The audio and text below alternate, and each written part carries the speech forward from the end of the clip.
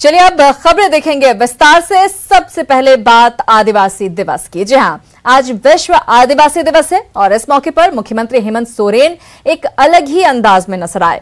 मुख्यमंत्री पारंपरिक आदिवासी वेशभूषा में नीलांबर पीतांबर पार्क पहुंचे। पार्क की तस्वीरें आपके सामने हैं और शहीदों की प्रतिमा पर मुख्यमंत्री ने यहां पर माल्यार्पण किया।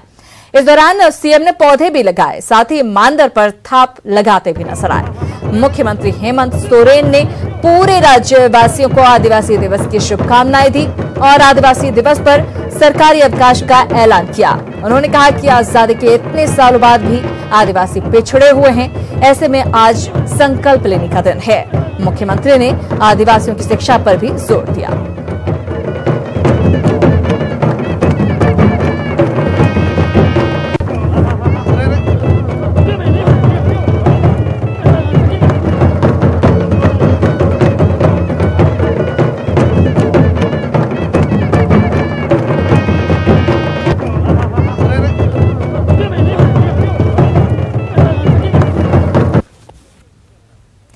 और ये दो तस्वीरें आपके सामने आप देख सकते हैं। पारंपरिक वेशभूषा में यहां पर मुख्यमंत्री नजर आए हैं, पौधारोपण भी उन्होंने किया।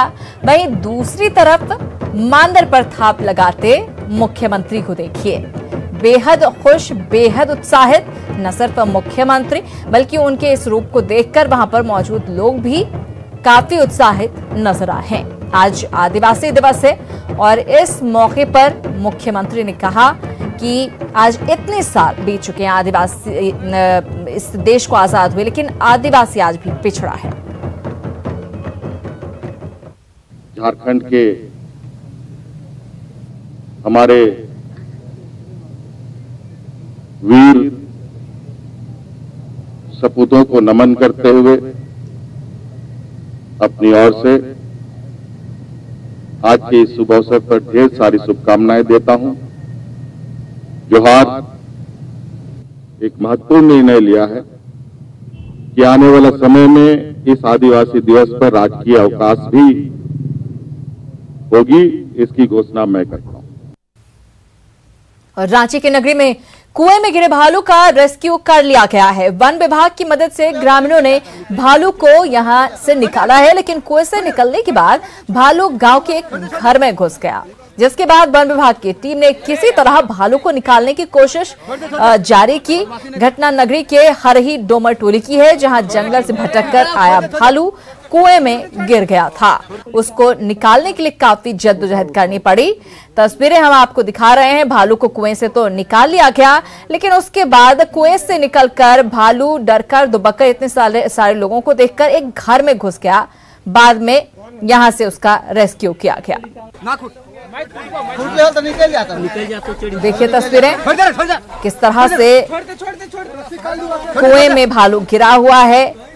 काफी दिक्कतों के बाद, काफी मशक्कत के बाद उसे बाहर निकाला जा सका और वहां से निकलने के बाद जब काफी कोशिश करने के बाद वहां से निकला भी तो वो जाकर एक घर में छुप गया।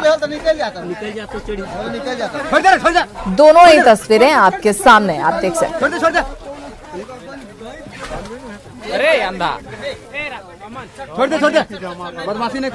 एक रस्सी डाले हुए थे तो वही रस्सी पकड़ के बाहर निकल गया था। फिर खेत की तरफ से अचानक भागते हुए गांव की तरफ आया और गांव के मद्दी मुड्डा के घर में अभी आके घुस गया है और उसमें बाहर से अभी दरवाजा लॉक किया गया है और प्रशासन उसमें पिंजरा लगा के व्यवस्था कर चुके हैं। जैसा कि पता है, कुएं से निकलकर भागते हुए वो इस कमरे में जिस तरह से आप देख सकते हैं इस मकान में घुस गया है। अर्धनिर्मित है, स्टोर रूम के तरह पे इसको यूज किया जा रहा था और हमने इसको देखते हुए यहाँ पे दरवाजे पर पिंजरा सेटअप किया है। वहाँ से निकलती है वो पिंजरा में आएगा, फिर हम लोग इसको सुरक्षित रूप से बिरसा जैविक उद्यान पहुँचा देंगे। तो भालू को घर से निकालने की कोशिश जारी है। इधर रामगढ़ से खबर, जहां पुजारी के शव को दफनाने को लेकर प्रशासन सवालों के घेरे में है, वहीं कोरोना पॉजिटिव होने के दावे पर भी सवाल खड़े हो रहे हैं। दरअसल राधा कृष्ण मंदिर के पुजारी सीताराम मिश्रा की 30 जुलाई को मौत हो गई थी, जिसके बाद पुजारी के शव का कोरोना जांच करवाया गया, लेकिन फिर प्रशासन ने रिपोर्ट पॉजिटिव आने का दावा कर उनके घर वालों को क्वारंटीन कर दिया और पुजारी के शव को जंगल में दफना दिया।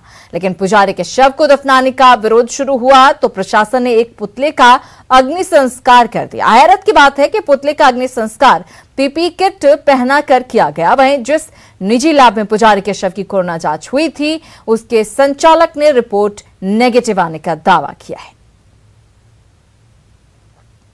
संज्ञात्मक बात है। हम लोगों की मांग थी कि शव को निकाल के अग्नि संस्कार किया जाए, लेकिन ऐसा ना करके एक पुतला को बना करके, और सबसे मतलब हंसने वाली बात यह है कि पुतला में क्या वायरस आएगा, जो निर्जीव प्राणी है ही नहीं।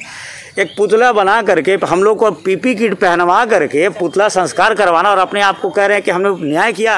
ये न्याय नहीं। कि हमारे सीताराम मिश्रा जी जो हमारे बाबूजी थे, ठीक है ना, तो वो उनको जब कोरोना पॉजिटिव घोषित किया गया और जब यहाँ पर उनको सारे लोग आए यहाँ पर, उस समय हम लोगों को कोई व्यवस्था यहाँ पर नहीं मिली। और उसके बाद अगर कोरोना पॉजिटिव वो थे तो उनका ना हम लोग को लिखित मिला है अभी तक, और ना प्रशासन की तरफ से कोई व्यवस्था हुई थी। उस वक्त हम लोग को एकदम प्रताड़ना का सामना करना पड़ा उस वक्त, जिससे हम लोग एकदम विचलित थे और हम लोग को समझ में नहीं आ रहा था क्या करें। कोर्ट के थ्रू वो हुआ है रिपोर्टिंग, वो सही जेन्युइन है और नेगेटिव रिपोर्ट है। एक्चुअली जाने का प्रोसेस बाय एयर जाता है यहाँ से, और सारा सैंपल जो है मुंबई जाने के बाद वहीं प्रोसेस हो करके उसके बाद जिस कोड का रहता है रिपोर्ट, वो उस कोड में जो है डिलीवर हो जाता है। फिर वो प्रिंट आउट करके और पेशेंट को प्रोवाइड किया जाता है। तो बड़ी लापरवाही सामने आई इस पूरे मामले में। सवाल उठता है इस घटना के बाद, अब पुजारी के शव को आखिर दफनाया क्यों गया, आखिर इसकी जरूरत क्यों आ पड़ी? पीपी किट पहनाकर पुतले का अग्नि संस्कार क्यों किया गया? क्या उसमें इंफेक्शन था? परिजनों को आखिर क्यों नहीं दी गई कोरोना जांच रिपोर्ट? साफ जहां पर जांच की गई है उसके संचालक का कहना है कि जांच रिपोर्ट नेगेटिव आई थी। ऐसे में प्रशासन पर सवाल उठ रहे हैं। बात करते हैं देवघर की खबर की, जहां पर सेप्टिक टैंक को साफ करने के दौरान दम घुटने की वजह से 6 लोगों की मौत हो गई।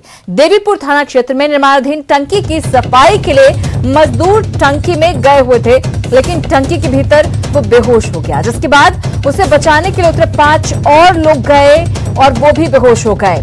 सभी लोगों को सदर अस्पताल लाया गया, जहां डॉक्टरों ने सभी को मृत घोषित कर दिया। घटना के बाद डीसी कमलेश्वर प्रसाद सिंह भी सदर अस्पताल पहुंचे और मृतक के परिजनों से मुलाकात की है।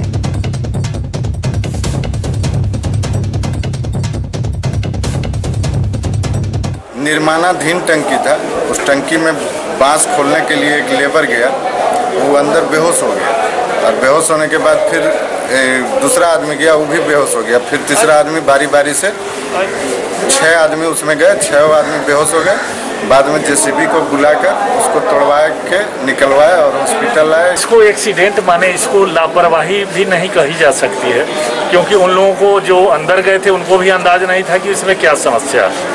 एक जब नहीं आया तो दूसरे ने सोचा कहीं फंस गया है, कहीं निकाला जाए।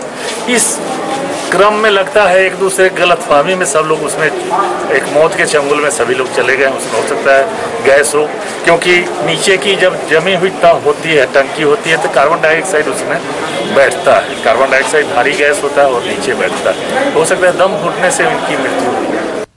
खबर गिरिडीह से, जहां पर सड़क हादसे में 3 लोगों की मौत हो गई है। देवरी थाना क्षेत्र के बेलाटांड के पास यह हादसा हुआ है। सड़क के किनारे खड़े लोगों की हम आपको बता दें कि यहां पर यह हादसा हुआ है। बाइक की टक्कर हुई थी, जिसकी वजह से ये हादसा हुआ है। घटनास्थल पर ही 3 लोगों की मौत हो गई है। तो ये बड़ी खबर आपको दे रहे हैं। हम आपको बता दें कि गिरिडीह के देवरी थाना क्षेत्र के बेलाटांड मिशन अस्पताल के पास ये सड़क दुर्घटना हुई, जिसमें दर्दनाक मौत 3 लोगों की हो गई। उधर चतरा के पत्थलगड्ढा में बारिश ने तबाही मचाई है। करीब 2 घंटे की मूसलाधार बारिश से कई कच्चे मकान गिर गए, वहीं 200 से ज्यादा घरों में पानी घुस गया। इतना ही नहीं, पत्थलगड्ढा कटकमसांडी मुख्य पथ पर डोंगरी गेट पुल और देवा पुल के ऊपर से पानी बहने लगा, जिससे कुछ देर के लिए आवागमन बाधित हो गया। पत्थलगड्ढा, सिंघानी, बरवाडीह, दुम्बी समेत कई गांव में पानी घुस गया है। घरों में घुटने तक पानी जमा हो गया है। बारिश से धान और सब्जी की खेती डूब गई है, जिससे फसल के नुकसान की आशंका है। जोरदार बारिश से पत्थलगड्ढा प्रखंड कार्यालय के पास पेट्रोल पंप की बाउंड्री भी गिर गई है। तो ये तस्वीरें आपके सामने चतरा की तस्वीरें आपके सामने हैं, जहां पर बाढ़ जैसे हालात बने हुए हैं। 2 घंटे की मूसलाधार बारिश में ही कई कच्चे मकान जो यहां पर थे वो ध्वस्त हो गए। 200 से ज्यादा घर जो है पूरी तरह से जलमग्न हो गए हैं। पानी घुस गया है घरों में। और पत्थलगढ़ा कटकमसांडी मुख्य पथ जो है वहां पर गुंगड़ी गेट पुल और रेवा पुल के ऊपर से पानी बह रहा है। आप समझ सकते हैं यातायात किस कदर बाधित हुआ होगा। आवागमन यहां पर बाधित रहा और पत्थलगढ़ा, सिंघानी, बड़वाडीह, दुम्बी समेत कई गांव हैं यहां पर जिनमें पानी घुस गया है। ये तो कई वर्षों के बाद पहली बार ऐसा नजर आ रहा है। इस तरह का बारिश बहुत पहले हुआ करता था, लेकिन 10 वर्षों से ऐसा बारिश नहीं हो रहा था, जो कि इस बार। इधर केंद्र से लेकर राज्य सरकार बारिश के पानी को रोकने के लिए काफी गंभीरता से काम करती है। इसको लेकर कई योजनाओं पर काम भी किया जा रहा है, लेकिन गुमला में प्रशासन की उदासीनता सामने आई है। यहां चेक डैम टूटे 3 साल हो गए, लेकिन इसकी मरम्मती का काम अभी तक नहीं किया जा रहा है। झारखंड सरकार से लेकर केंद्र सरकार तक लगातार ये प्रयास कर रही है कि मानसून की बारिश को अधिक से अधिक रोका जा सके, ताकि किसानों को उसका फायदा मिल सके। इसको लेकर कई योजनाओं पर काम चल रहा है। खास करके इसके लिए चेक डैम का निर्माण बेहद पैमाने पर किया जाता है। लेकिन आप देख सकते हैं कि झारखंड की क्या परिदृश्य है। अभी हम मौजूद हैं गुमला के खटवा नदी पर। इस नदी की स्थिति ये थी कि यहाँ पर लगातार बारिश होती है तो पानी का बहुत अधिक बहाव होता है, लेकिन इसमें बना हुआ चेक डैम टूट जाने के कारण उसको लंबे समय से, लगभग 3 साल पहले ये चेक डैम टूटा है, लेकिन इसकी मरम्मती नहीं होने के कारण यहाँ पर पानी का जो रुकाव है वो नहीं हो पाता है। हालांकि देख रहे हैं कि नदी में पानी का बहाव काफी तीव्र गति से है, लेकिन सारा पानी बह कर निकल जा रहा है। तो ऐसे में स्पष्ट है कि सरकार की ओर से जो प्रयास किया जाता है कि नदियों को पानी को रोककर किसानों को सिंचाई की सुविधा उपलब्ध कराई जाएगी, वो यहाँ होती नजर नहीं आ रही है। प्रशासनिक पदाधिकारी और सरकार के लोग नई चेक डैम निर्माण तो करते हैं, लेकिन जो पुराने चेक डैम है, जो जिंदा नदियों पर पानी पूरी तरह से बहकर निकल जाता है। न्यूज 18 के लिए गुमला से सुशील कुमार। बात रांची की खबर की। करोड़ों के अवैध शराब का धंधा रांची के पिठौरिया में पिछले 3 सालों से चल रहा था और किसी को इसकी भनक तक नहीं पड़ी। राहुल शर्मा और उसके गुर्गों की जब गिरफ्तारी हुई तब इलाके में अवैध शराब की बड़ी खेप जब्त की गई। रांची एसएसपी के अनुसार इस गिरोह के तार बिहार और बंगाल से जुड़े हैं, जबकि अभी और लोगों की गिरफ्तारी होनी बाकी है।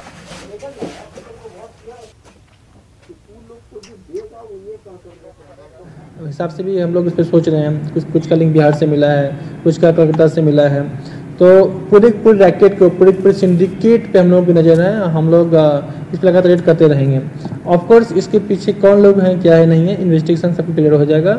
लेकिन जैसे कि मैंने पूर्व में कहा कि रांची के किसी भी इलाके में, चाहे वो शहरी हो या ग्रामीण क्षेत्र के दूरस्थ क्षेत्र हो, कहीं भी किसी भी प्रकार के गलत चीज़ों को पनपने नहीं दिया जाएगा। इधर कोरोना संक्रमण के बीच बड़ी संख्या में अपने घर लौटने वाले प्रवासी मजदूर एक बार फिर प्रदेशों का रुख करने लगे हैं। अभी कोरोना का संक्रमण खत्म तो नहीं हुआ है, लेकिन बावजूद इसके रोजी रोटी और परिवार चलाने की चिंता में अब वे फिर से जोखिम के बीच अपने अपने प्रदेशों के पुराने रोजगार के ठिकानों पर वापस होने लगे हैं। सरकार प्रवासी मजदूरों को रोजगार मुहैया कराने के दावों के बीच अब मजदूरों के सब्र का बांध टूटने लगा है और उन्हें कोरोना संक्रमण के भय से ज्यादा रोजी रोटी की चिंता सताने लगी है। दिन भर हम लोग बैठ के रहते हैं घर में, खेती बाड़ी तो है नहीं, जिसका है वो खेती बाड़ी कर खा रहा है। हम लोग मजदूर आमदन है, नहीं कमाएंगे तो खाएंगे क्या। तो यहाँ काम नहीं मिला? काम सर डेली खोज रहा है, मिलबे नहीं करता है। एक दिन मिलेगा तो 2 दिन बैठिएगा, 2 दिन कमाइएगा तो 1 हफ्ता। रोजगार चाहते हैं, या तो रोजगार चाहिए हम लोग का कुछ न कुछ, और प्रॉपर रोजगार चाहिए। कोई सा लिस्ट बना के, कोई कार्ड बना के सरकार से मांगना चाहता हूँ, और नहीं तो फिर हम लोग जैसे कमाने जाना चाहता हूँ, कमाने जाना देना चाहिए। जैसे आज 10 बरस से हम लोग प्रवासी मजदूरों के लिए कई सारी योजनाएं भी चला रखी है उनके एंगेजमेंट के लिए, और आगे का भी सरकार जो है उस पर काम कर रही थी। तो इसमें बहुत साफ है कि हमारे मजदूर यदि वहाँ जाना चाहते हैं तो उनका रजिस्ट्रेशन होना चाहिए। तो यहाँ के लोगों जो थे वो लोग वापस हो गए ऊंचाई वाले, और जो पलामू के लेबर हैं, जिला प्रशासन ने बस और मजिस्ट्रेट और एक फोर्स दे रही है टुकड़ी पुलिस की, उनके साथ उन लोगों को वापस हम लोग पलामू। उधर हजारीबाग में नगर निगम की ओर से खीर गांव स्थित मुक्ति धाम में बना विद्युत शब्दागृह सालों से बेकार पड़ा है। जिस कंपनी ने यहां पर सेटअप लगाया वो बंद हो गई, जिसके बाद उसे शुरू नहीं किया जा सका। निगम का कहना है कि विद्युत शब्दागृह की जगह इसे गैस चैम्बर बनाने की सलाह एक कंपनी ने दी है, जो बोर्ड की बैठक में रखी जाएगी। उसके बाद इसे फिर से शुरू किया जाएगा।